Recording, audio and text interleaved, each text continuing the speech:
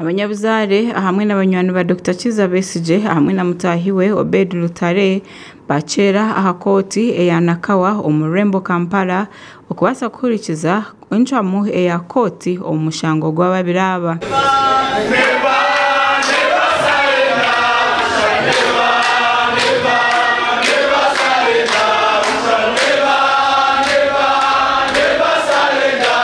Abanyuma Dr. Kizza Besigye hamwe na Obed Lutale kubaheza kwika omukoti abahagizi hamwe n'abanyabuzare babo babakiza ebyeshongoro bari kweshongorera higuru.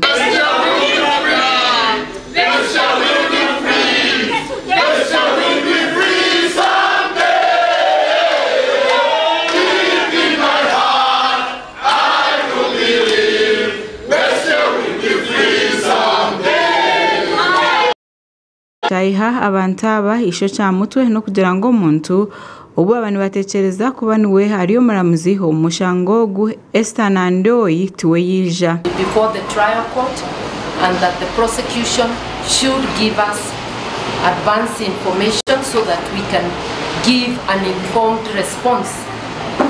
If we want to oppose, we cannot oppose something we have not seen.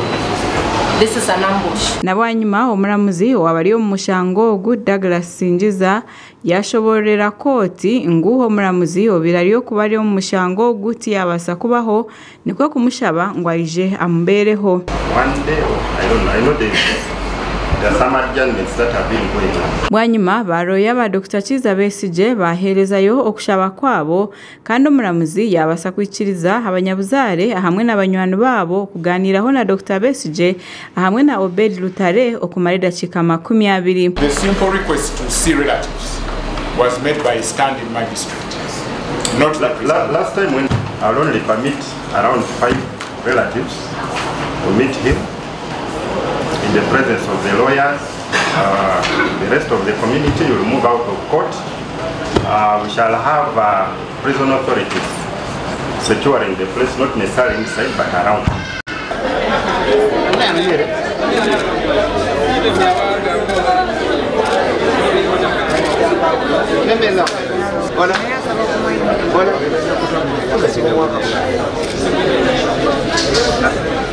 Roya wa Besigye Elias Lukwago bwanyuma yo kushobora koteji yayorekaho kutari kushemererwa no koti eriyo nebatwariza kyennaku tutuse wano nga magistrate taliwo nene ensonga ze batuwadde nga tezimatiza nti ali mu meeting ne registrar ku high court olunaku olukulu bweruti nga omusango gukomawo nga waliwo ensonga ez'omuzinzi ng'eyo ya mandatory bail nti ono bamaze emyezi 6 ku remand nga tebawuzisibwa n'obujulizi tebufuluma ate magistrate lwabuzeewo ekyo tukyewuunyizza nnyo ogwo yashoborera ngu bino okutiina ngu ntihabasa kuba hariho orukwe olw'okwenda ngu Dr. Kizza Besigye na Obed Lutale bagaruke batwarwe omukoti y'amahe kituwaddeeko kopi kituyise ambush kubanga mu mateeka musemateeka nnambika gya kirambika mu bulungi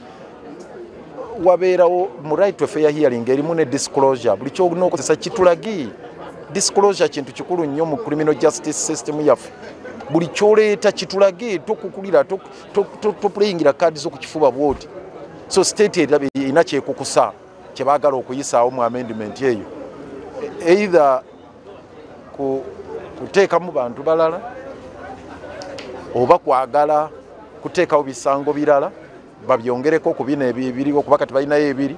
We orikurira abahorereza aba Dr. Kizza Besigye Martha Karwa okurwa mu ihanga lya Kenya nawe hariho ebigambo ebyagamba. Sabbatical 6 is very clear that if someone is charged with an offense and spends 180 days in custody before that offense or those charges have been committed to the High Court, which is the situation of our clients, they must be released on bail. Koteji neja kugarukamu okurikiza omushango oguri kujunanizibwa Dr. Kizza Besigye na Obed Lutale ahabira 2009 ebyokwezi oku wanyuma y'omuramuzi ongezayo eki abaholereza b'abantu aba berarikirire ngu habasa kuba harimu orukwe orukwenda kugaruza abantu baabo omu kooti y'amahe. Come back on 29th of May. Amakuru aga gasha kwa Ronald Ngabirano aha Bwatayari West.